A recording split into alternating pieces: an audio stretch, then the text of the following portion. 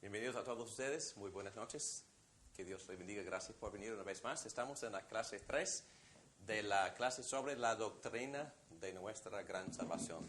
Vamos a orar, por favor. Padre nuestro, te damos muchas gracias por tu presencia con nosotros esta noche, gracias por estas enseñanzas que nos has dado a través de tu Biblia, tu palabra. Gracias, Padre, por la presencia de cada persona aquí esta noche. Te pedimos que nos bendigas, que nos ayudes a comprender estas doctrinas, esos conceptos para el beneficio de nuestras vidas. En el nombre de Cristo te lo pedimos todo esto. Amén. Muy bien, hermanos. Empezamos la semana pasada hablando de nuestro llamado o el llamado eficaz. Hablamos de llamado efectivo. Cuando el Espíritu Santo nos toca, puede estar obrando en nuestras vidas mucho antes, quizás décadas antes, a veces enseñándonos cosas, persuadiéndonos, convenciéndonos de pecado, tratando de atraernos a Cristo, iluminando la mente, enseñándonos varias cosas, poniéndonos en contacto con algunos creyentes que demuestran de vez en cuando el amor de Cristo. No, todo esto es obra de Dios, es obra que se llama la providencia de Dios o es parte del llamado universal.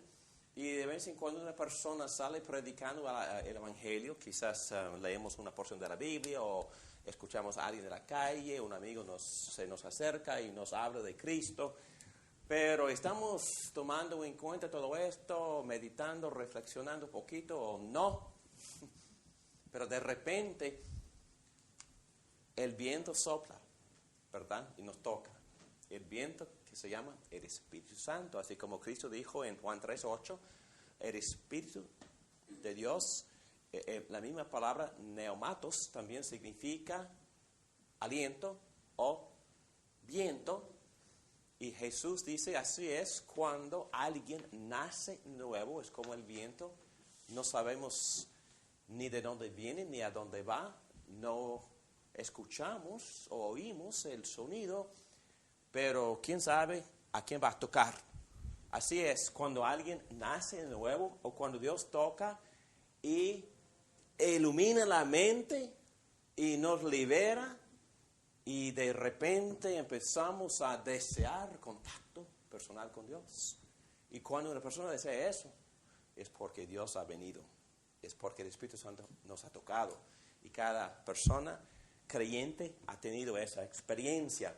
Y dijimos también en la clase anterior que cuando eso pasa o sucede, según 1 Corintios capítulo 2, la mente se ilumina. Entonces empieza a ver lo que antes no veía. Ve la verdad de Cristo. Ve quién es Cristo. Empieza a ver a Cristo de manera distinta, como nunca lo había visto.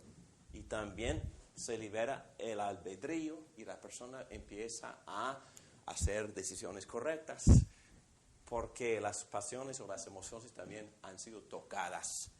Y por eso la persona ahora, bíblicamente hablando, resucita y empieza a desear a Dios. Ok. Y hablamos, y varios de ustedes dieron testimonio de las reacciones emocionales que tuvieron cuando experimentaron el toque del llamado eficaz. En esta noche, antes de las 8, voy a permitirles hablar y por favor, en esta ocasión, quisiera que ustedes reflexionen acerca del pensar. O es decir, los ejemplos que estudiamos en la Biblia la semana pasada de las conversiones, ¿de quiénes? De Lidia, Pablo, Tomás, carcelero y la muchacha demoníaca en ese mismo capítulo 16 de Hechos. el Espíritu Santo tocó a cada persona de manera distinta.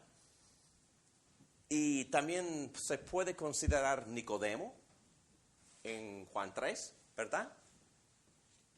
Nicodemo fue el fariseo con quien Jesús hablaba acerca del tema de nacer de nuevo o nacer de arriba. También en capítulo 4 Jesús se encuentra en conversación con otra Samaritana. la samaritana, y compartió otras verdades con ella. Me imagino, compartió un evangelio del apóstol Pablo muy distinto con esta mujer de negocios, esta mujer que apreciaba la belleza, esta mujer hermosa, mujer de negocios, inteligente, mujer internacional. ¿Y quién más consideramos? Pero de todos modos, yo creo que con cada persona en los contextos distintos, el Evangelio se presentaba en toda su gloria, pero enfatizando varias partes distintas. Y por eso, la pregunta que les tengo esta noche, y ahora no, porque hay que pensar y reflexionar. ¿Por qué respondiste tú a Cristo? Entonces, ¿qué parte del Evangelio veiste atractivo? Hablando de las verdades, hablando de lo intelectual. ¿Qué parte intelectual para ti fue convincente, o atrayente, o bella, o una parte que, bueno, yo necesito eso, ese aspecto del Evangelio me atrae? Y hay muchas verdades que componen esta gran verdad que se llama el Evangelio de Jesucristo, porque es un diamante con muchas facetas y se puede ver de distintos ángulos, y hay diferentes verdades que componen o que forman esta gran verdad que se llama las buenas nuevas de Jesucristo. Entonces, entre todas las doctrinas, todas las partes de las buenas nuevas, ¿qué parte encontraste tú atractiva? ¿Ok? Es la pregunta de esta noche. Y en como 20 minutos vamos a permitir que ustedes hablen sobre la respuesta a esa pregunta. ¿Ok? Muy bien, en esta noche vamos a continuar con todo esto. No voy a repetir los testimonios de estas personas, pero vamos a hablar un poco más de la conversión. ¿Ok? Y la conversión, por los teólogos, es un término que se usa para describir la reacción a este toque. ¿Ok? El Espíritu Santo ha enviado al evangelista. Una persona dejó sobre el estante en tu cuarto del hotel una Biblia, ¿verdad? Los Gediones. Ahí está, tú leíste la Biblia. O un vecino compartió contigo las buenas nuevas de Cristo, o prendió la radio y ahí estaba un predicador, o tu mamá, tu padre, alguien compartió contigo las buenas nuevas de Jesucristo, y el Espíritu Santo usó el amor de los cristianos, usó las verdades del Evangelio, usó varias circunstancias en su vida, quizás algunas pruebas.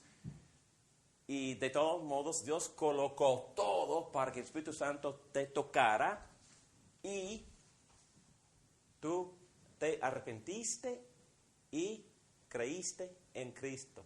Y esa respuesta tuya se llama conversión. Conversión. Muy bien. Vamos a hablar de la conversión y ahora vamos a usar estas hojas, ¿ok? Y no tienen números las páginas, tampoco tienen versículos escritos. Y por favor, hay que tomar la Biblia.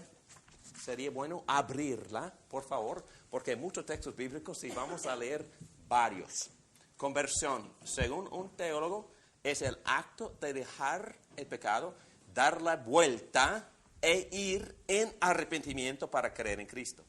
Entonces, normalmente se usan estas dos palabras, arrepentimiento y fe.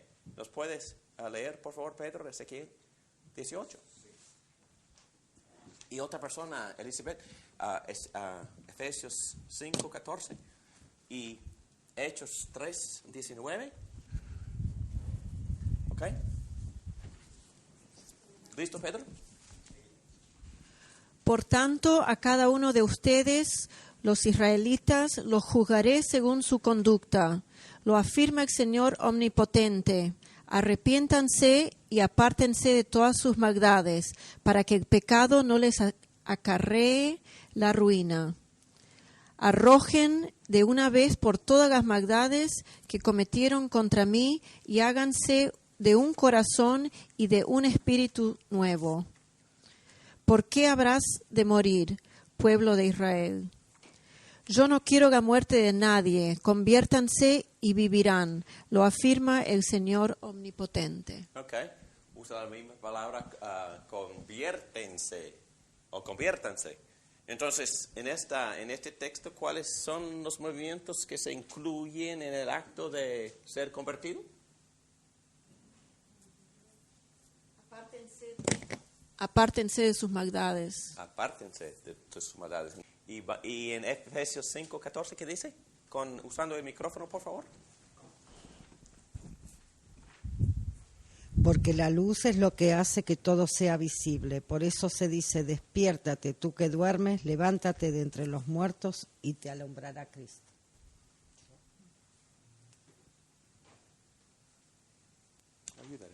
¿Qué significan esos textos?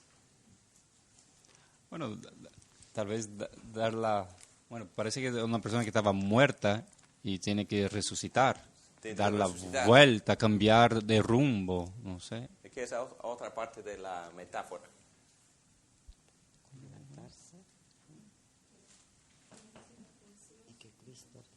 Ser alumbrado por Cristo. ¿No usa la palabra luz? Alumbrará, sí. Alumbrará, sí. ok. Entonces hay que salir de la oscuridad, ¿verdad? Levantándose, resucitándose. Y venir a la luz. Ir a la luz, ¿ok? Y... ¿sí? Yo entiendo también que habla cuando nosotros vivíamos en pecado o cuando no reconocíamos a Jesús, estábamos muertos. Por eso nos dice, despiértate, búsqueme. Y cuando volvemos, seguimos... Es donde ya tenemos el arrepentimiento y seguimos derecho hacia lo que Dios quiere que hagamos. Exactamente. Muy bien dicho, porque hemos pasado horas, tras semanas, tras meses, tras años hablando de esta muerte en estas clases, ¿verdad? Todo el mundo en esta clase está bien convencido de su maldad, de su oscuridad, de que sin Cristo estamos muertos, sin poder ver, sin poder oír, sin poder llegar a Dios, sin poder movernos hacia Dios, porque estamos muertos en pecado, pero ya hemos pasado por todo eso, porque ya estamos en otra experiencia, porque ya nos tocó el Espíritu Santo, nos iluminó, nos liberó el albedrío, y también el Espíritu en ese momento nos dio otras pasiones, otras emociones, otros amores. Y esos amores afectan mucho al albedrío, y las verdades de Cristo han sido iluminadas y la mente empieza a pensar correctamente bien, y ahora la persona está sumamente dispuesta a experimentar lo que se llama la conversión por arrepentirse y creer. Muy bien, vamos a seguir Hechos 3:19, por favor. ¿Qué dice? Así que arrepentíos y convertíos, para que sean borrados vuestros pecados, para que vengan de la presencia del Señor tiempos de refrigerio. Ok. Es muy importante entender que también el libro de los Hechos enseña que el arrepentimiento es un don que Dios concede a ciertas personas.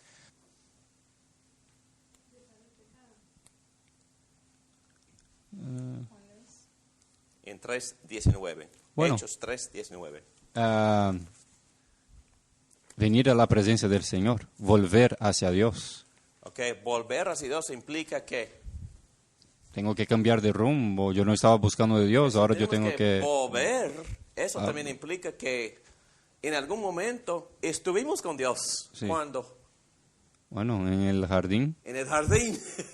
Sí, estuvimos con Dios en el jardín, pero nosotros salimos, o mejor dicho, fuimos expulsados del jardín. Y fuera del jardín, fuera del paraíso, vivimos muertos, vivimos en pecado, esclavizados, muertos. Y con todo lo que estudiamos cuando estudiamos el pecado del hombre, contaminados y aislados, separados, muertos. Pero ahora, este texto dice que hay que volver. Y ahora es posible porque ya el Espíritu Santo nos tocó y podemos arrepentirnos, podemos volver a Dios. ¿Y en busca de qué? Refrigerio. Descanso y refrigerio. Qué bien, ¿no? Un vaso de agua. Qué bueno.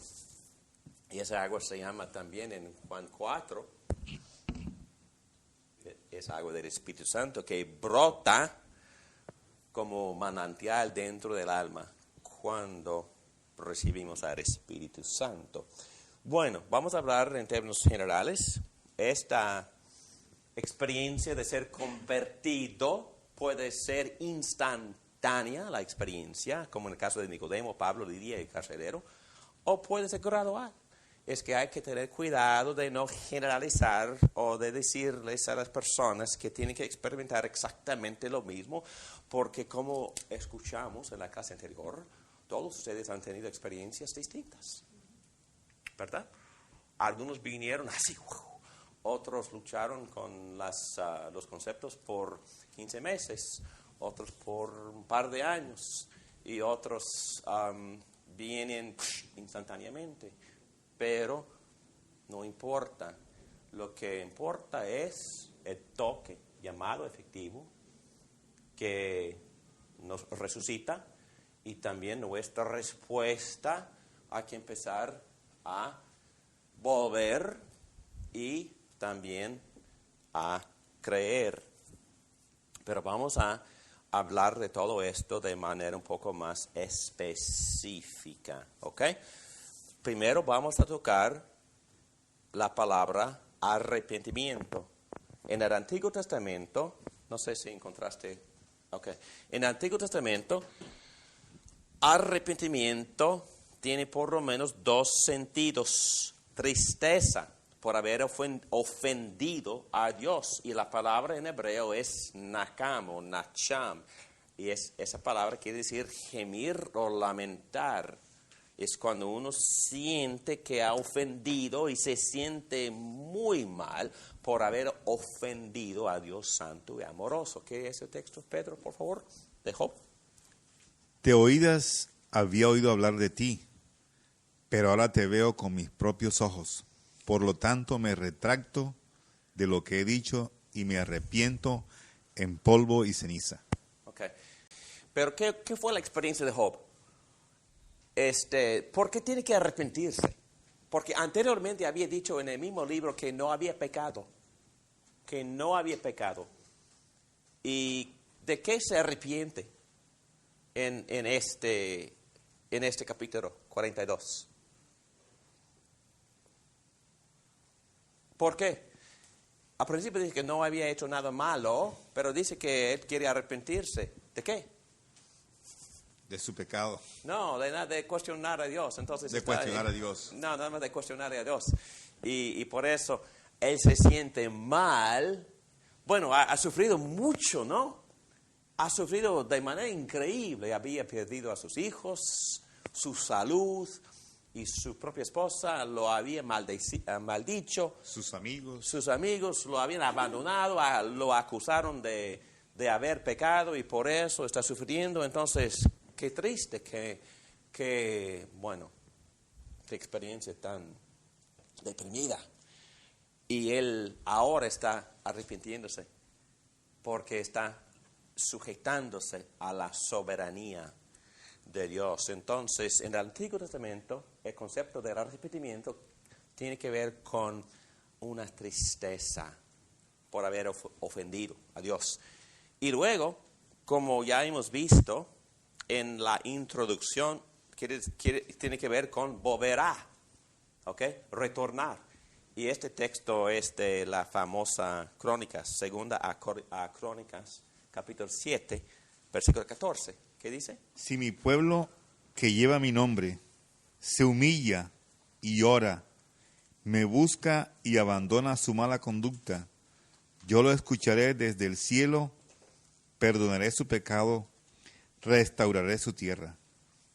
Ok, entonces obviamente el concepto ahí es Volver a Dios. volver a Dios. Entonces, hay que tomar estos dos conceptos juntos, ¿ok? Porque vamos a ver que una tristeza en sí no es un arrepentimiento, ¿ok? Un remordimiento en sí, por sí solo, no es arrepentirse. Bueno, es parte de, pero depende de por qué la persona se entristece. ¿Ok? Porque está llorando la persona, entonces tiene que mucho que ver con la motivación del corazón. Los motivos del corazón tienen mucho que ver con la definición o con la naturaleza verídica de una persona arrepentida.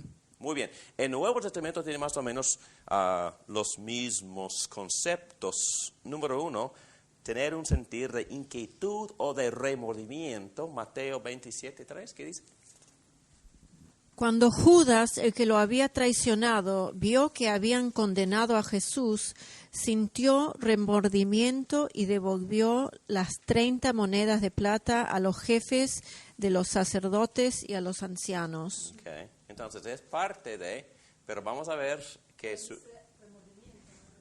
exactamente, pero hay que entender que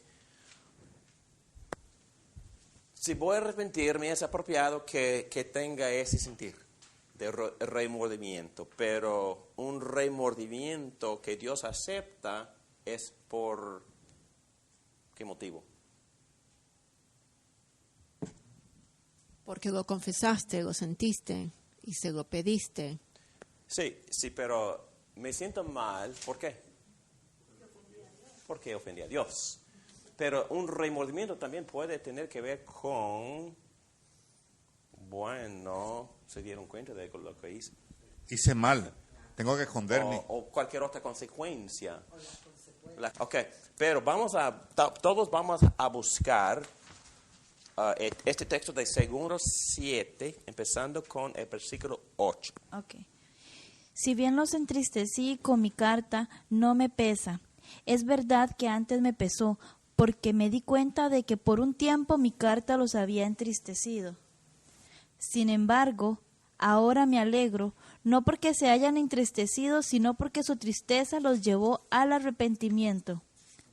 Ustedes se entristecieron tal como Dios lo quiere, de modo que nosotros de ninguna manera los hemos perjudicado. La tristeza que proviene de Dios produce el arrepentimiento que lleva a la salvación, de la cual no hay que arrepentirse, mientras que la tristeza del mundo produce muerte. Ok, está bien ahí. Entonces, ¿cuál es la diferencia entre la tristeza que proviene de Dios y la tristeza del mundo? ¿Cuál es la diferencia? Una de Dios da salvación, Ok, que de esa no hay que arrepentirse. ok. ¿Y la otra? Pero la otra tristeza viene del mundo y esa no te trae salvación. Sigo igual. Produce muerte. Entonces, sí.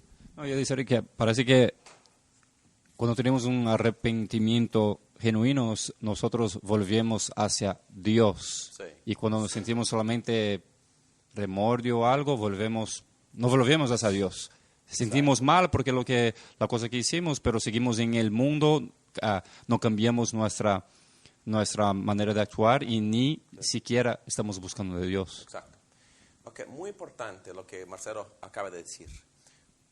Muy importante porque el arrepentimiento verdadero siempre lleva a la persona a buscar intimidad con Dios. Siempre. El arrepentimiento verdadero siempre lleva a la persona a la presencia de Dios. Y por eso, para poder ir a la presencia de Dios, todas esas cosas que forman parte de la definición tienen que suceder. Dejar el pecado, porque no se puede llevar el pecado. Adiós. Ok, dejar el pecado y tener remordimiento, tristeza, porque sí, ofendí. Había ofendido a Dios, como David dijo en Salmo 51, después de cometer adulterio, asesinar y tratar de cubrir todo y hacer muy complicado su liderazgo. ¿Qué dijo? Contra ti solo he pecado. Contra ti solo he pecado. Bueno, contra Betsabé, contra su esposo, pero principalmente había ofendido a Dios Santo. Entonces, para poder ser restaurado en plena comunión con Dios, tenía que dejar el pecado, por supuesto, pero tenía que ir buscando una restauración de esa relación íntima con Dios. Entonces, siempre vamos a Dios. Entonces, no es suficiente ni confesar, no sentir tristeza, ni cambiar los malos hábitos. Eso no es un arrepentimiento completo. Siempre tiene que ir a Dios. Entonces, es parte de lo que es un arrepentimiento verdadero. Pero también en el Nuevo Testamento viene otra palabra. Hay un nombre, también verbo. El nombre es metanoia. El verbo es metanoeo. Es el verbo que se usa muy a menudo para arrepentirse. Y este verbo, si alguien busca Hechos 2:38, este verbo siempre tiene que ver con la mente. El verbo en sí quiere decir cambiar de pensar o cambiar la mente, como digamos en inglés, change your mind, cambiar de pensar. Y la persona arrepentida necesita una gran experiencia intelectual porque tiene que cambiar su pensar de varias formas. ¿Cómo qué? ¿Qué es lo que tiene que cambiar en la mente?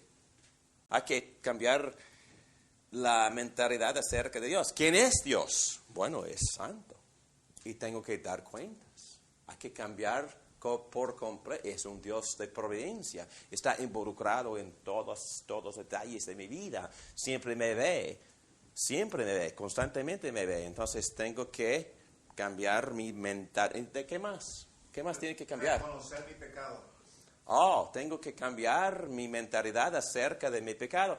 Y no sé si ustedes tratan de compartir su fe con otras personas, pero el reto, el desafío más grande es que esas personas no reconocen que tienen alguna necesidad, porque no reconocen que no han hecho nada tan malo. Y me lo dicen, no he hecho nada malo. Pues que entonces, ¿qué han hecho lo bueno desde lo bueno? Entonces me dicen que yo cumplo con todos los mandamientos. ¿Sí? ¿De verdad? Entonces empezamos a tocar cada uno de los 10 en la persona después. Dice que, no he cumplido ninguno. Y nadie en este cuarto tampoco ha obedecido ninguno de los mandamientos de Dios, porque es imposible desde el corazón, con palabras, con hechos y con lo que no hacemos, obedecer de manera perfecta ninguna de las leyes de Dios.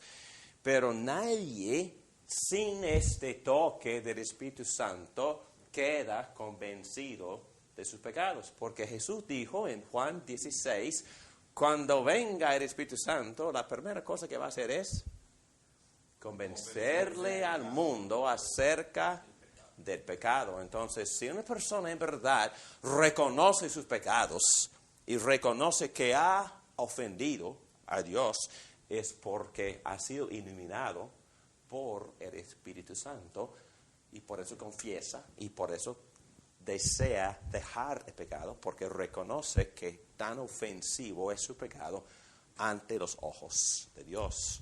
Entonces, esta palabra metanoia tiene que ver con cambiar la mente. ¿Qué más tiene que cambiar? Mentalmente. Muchas cosas.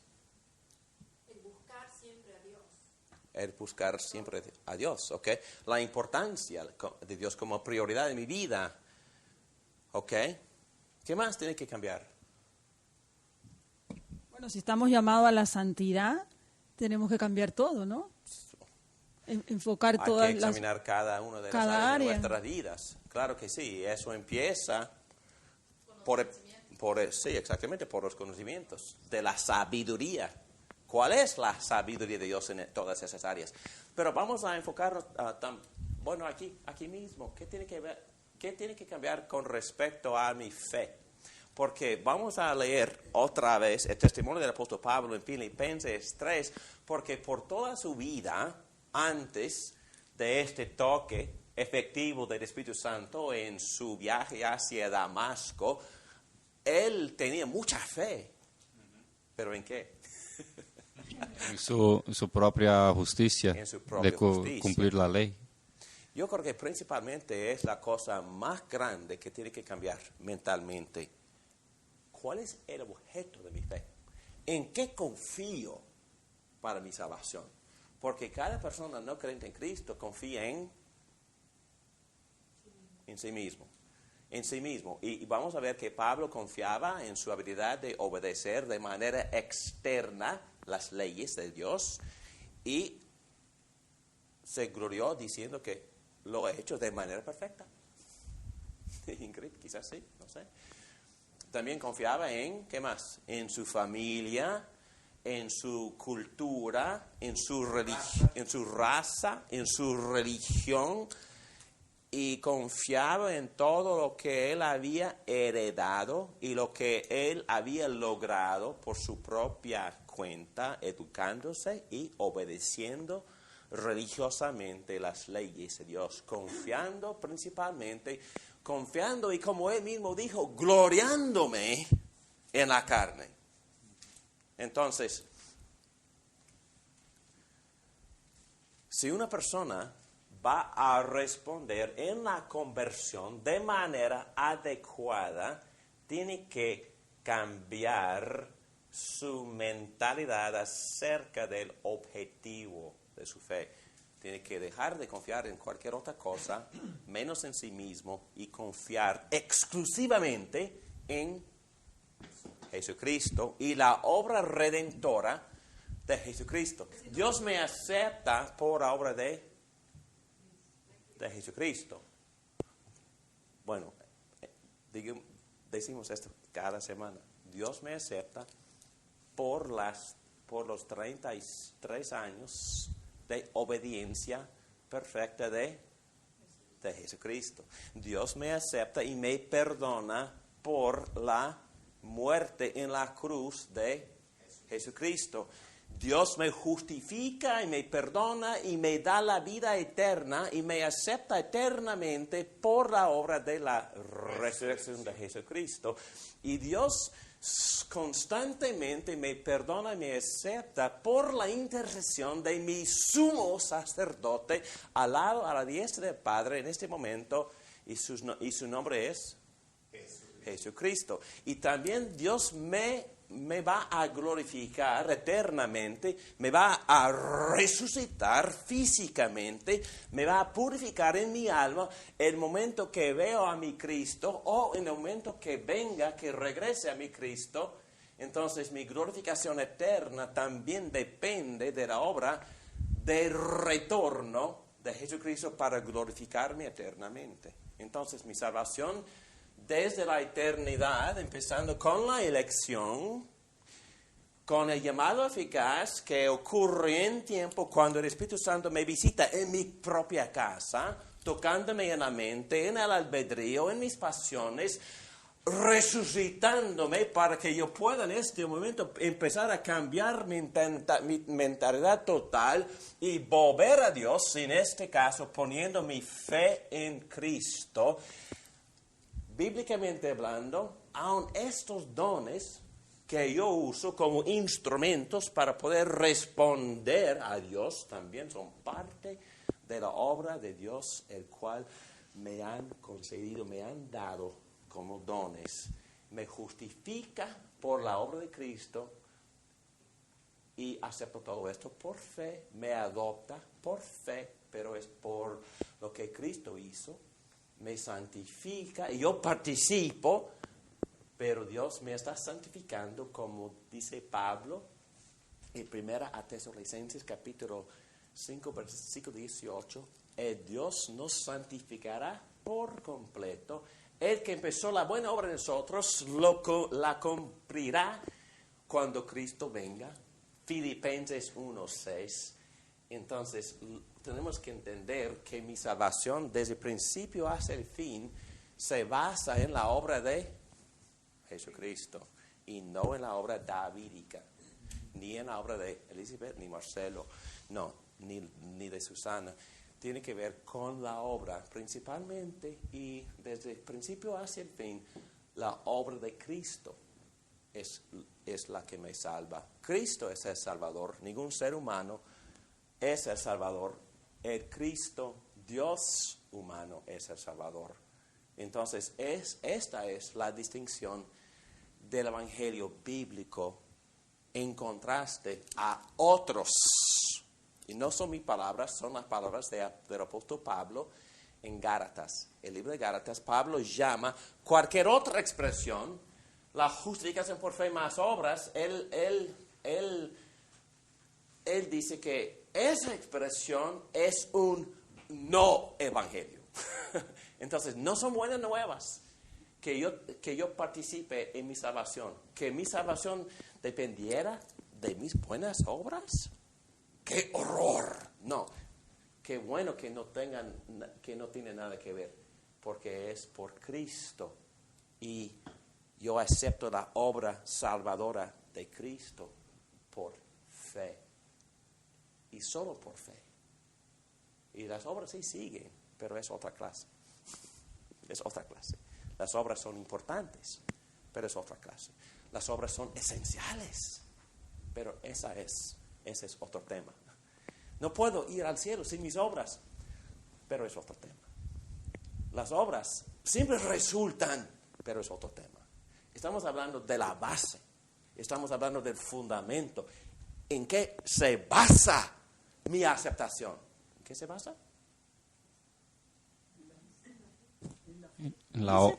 En la obra de Jesucristo. Se basa en la obra de Jesucristo. Se basa en la obra de Cristo. La obra de Cristo se acepta por fe, pero se basa en la obra de Cristo. Se basa en la obra salvadora, redentora de Cristo. Claro que sí. Esa obra se acepta por fe. La fe es el instrumento que Dios me ha dado. Y yo ejerzo mi fe confiando en Cristo. Para Cristo y su obra me salve.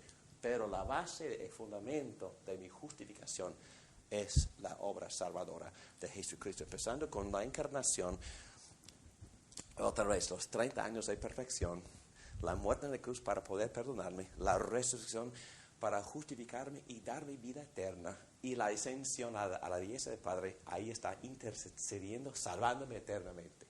Todavía está obrando para salvarme, ofreciendo su sacrificio perfecto a su Padre eternamente como mi gran sacerdote y mi gran sacrificio por mis pecados. Ok, muy bien.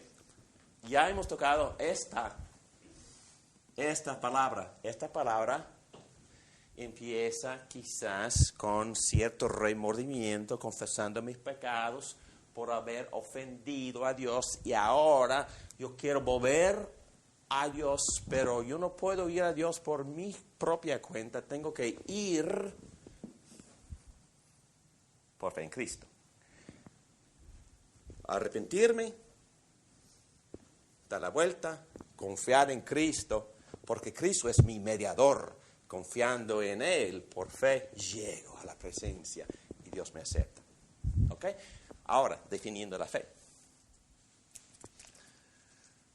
Fe, Antiguo Testamento aquí abajo, siempre en forma de verbo, y la palabra encima de otra, la tercera hoja, amam, quiere decir en hebreo, pegar, atar, enganchar, reposar en, descansar en este caso, en todos los textos del Antiguo Testamento, cuando esta palabra, este verbo, creer o confiar, se expresa, siempre tiene que ver con uno de los atributos de Dios. Entonces, reposando, confiando en el poder de Dios, en la fidelidad de Dios, en las promesas de Dios. Siempre es un verbo.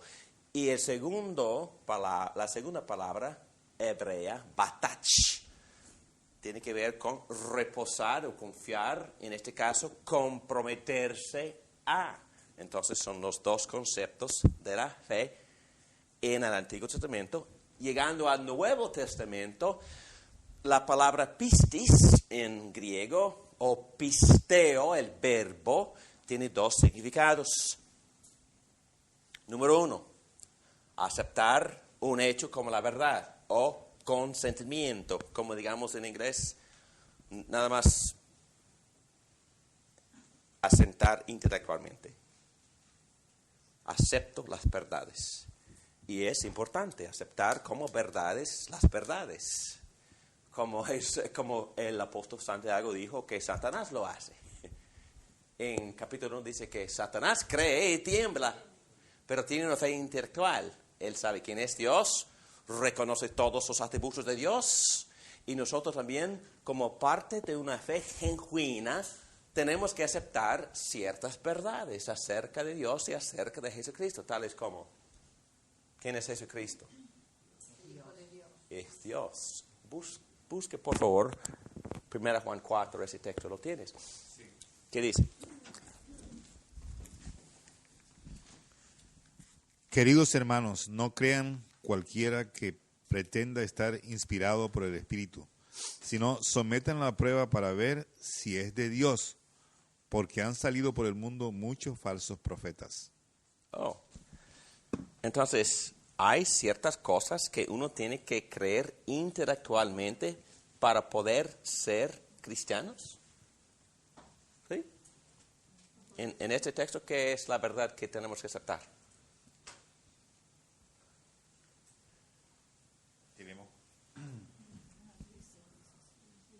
Tenemos que discernir que es el Espíritu de Dios. Ok. En esto pueden discernir quién tiene el Espíritu de Dios. Todo profeta que reconoce que Jesucristo ha venido en cuerpo humano es de Dios. Todo profeta que no reconoce a Jesús, o como el Espíritu Divino Eterno de Dios que ha llegado a ser carne,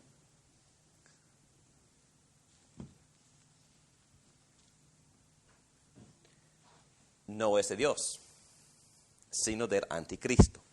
Ustedes han oído que este viene, en efecto, ya está en el mundo. Entonces, en palabras sencillas, bueno, primero que nada, el apóstol Juan, en toda esta carta, se opone a cuál secta falsa. A las sectas que no creen en Jesús. ¿Cómo qué? A Dios hecho hombre. Exactamente. ¿Y cuál fue esa secta? Testigos. Sí, los testigos son los modernos gnósticos. Gnósticos. Recuerden que ya estudiamos esto. Los gnósticos no creían que Dios pudiera llegar a ser carne. ¿Por qué no? La carne, filosóficamente, según Platón, es inferior al espíritu y es mala. Es inferior y contaminado. Y por eso sería un desastre, sería blasfemia, según los gnósticos, que Dios llegara a ser carne. La palabra sí suena fea. Carne para ese filósofo o ese pensar fue todo sucio, contaminado por completo. Pero el apóstol Pablo dice que si uno no reconoce que el Espíritu de Dios ha llegado a ser carne, esa persona no es de Dios, no es creyente. Entonces, principalmente, y tengo cuidado porque yo sé que muchas personas no se profundizan tanto en estas cosas, pero sencillamente hablando, la persona creyente, verdaderamente hablando, acepta el hecho de que Jesucristo ha venido de la eternidad y es Dios en carne. Y no tiene que desarrollar una gran tesis acerca de dos naturalezas, que como ya hemos hecho en la clase anterior de Cristología, pero entendemos bíblicamente que la Biblia enseña con toda claridad de que Cristo es Dios. Jesucristo es Dios eterno. Jesucristo es Dios creador. Todo eso se enseña en Juan capítulo 1 y en Colosenses capítulo 1 y en Hebreos capítulo 1. Todo eso se enseña en todas partes de la Biblia. Jesucristo es, según el libro de Proverbios capítulo 8, el gran arquitecto del universo que puso los fundamentos del mundo. Jesucristo también es el agente, dice Juan y dice Pablo, de la creación. Jesucristo también es eterno, según Juan 1 y 2, capítulo 1, versículos 1 y 2. Jesucristo también está totalmente orientado hacia Dios. En otras palabras, es la segunda persona de la Trinidad. Y los teólogos han enseñado esto desde el tercer siglo. Con claridad la Iglesia ha declarado con una sola voz: Jesucristo es parte de Dios triuno y siempre ha existido como la segunda persona, el segundo miembro de la Trinidad. Pero ese miembro de la Trinidad en un momento en tiempo y espacio e historia entró en el vientre de una virgen y se concibió por el Espíritu Santo, y esa persona nació con dos naturalezas. ¿Cuáles son? La divina, que es de Dios, que vino de la eternidad, y la humana, que viene de la naturaleza humana, que viene de su madre María. Entonces nació como una persona particular, una persona única, una persona con dos naturalezas, y creció, se desarrollaba hasta llegar a ser un adulto, todavía con dos naturalezas, murió y también resucitó en su cuerpo físico, su cuerpo humano, y existe ahora mismo al lado, a la diestra del Padre, en ese cuerpo físico. Entonces, no sé dónde está el cielo, pero en un sentido es un lugar físico, porque ahí está un cuerpo físico, y Cristo va a regresar en ese cuerpo físico para resucitar a los demás cuerpos físicos, porque el reino eterno de Dios será de carácter físico y espiritual. Pero es otro tema para otra clase, para otro curso. Vamos a tener un curso de 12 semanas sobre todo eso.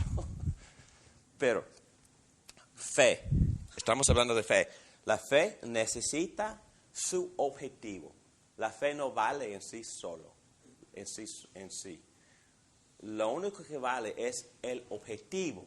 ¿En qué confío? ¿En qué creo? Entonces, en este caso, el objeto, el enfoque de mi fe es Jesucristo. Y otro enfoque no sirve. Otro ser humano no sirve. Otra obra no sirve. Confiándome en mí mismo no sirve. Yo puedo tener autoconfianza, pero eso no sirve. La confianza tiene que ser en la persona divina y humana, según este texto.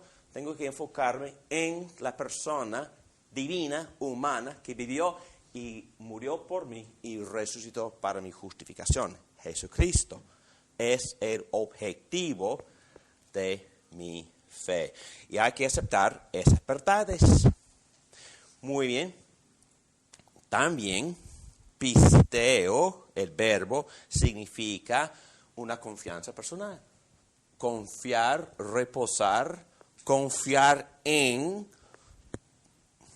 creer las palabras de, hasta sujetarme a esta persona, confiando totalmente en esta persona para salvarme.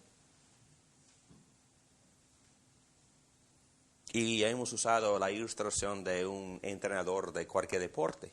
Si el deportista confía en su coach, en su entrenador, lo va a obedecer, va a aceptar su filosofía, va a ir al campo para poner en práctica sus jugadas y va a obedecerlo, sujetándose a él, confiando en él, creyendo en él. Y así es como en el caso de Jesucristo hay que confiar personalmente en la persona, en sus promesas, en sus palabras, en su amor, sujetándonos a Jesucristo.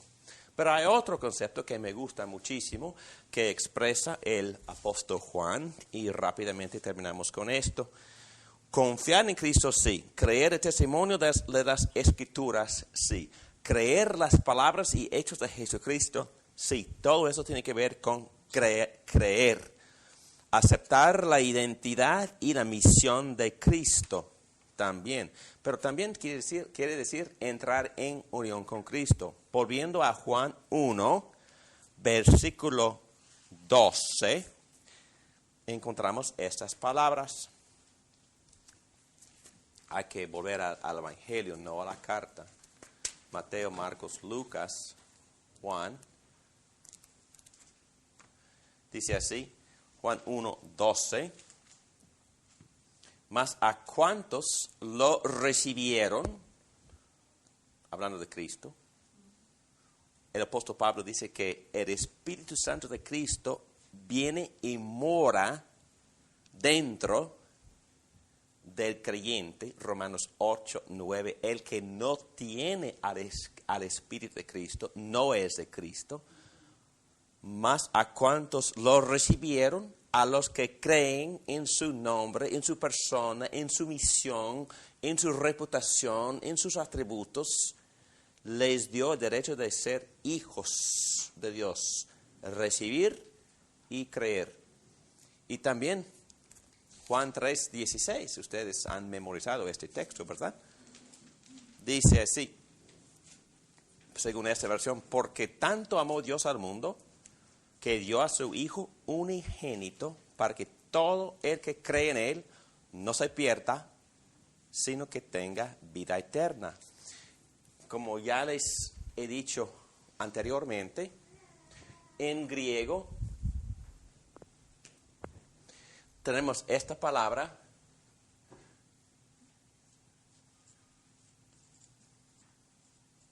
pisteo,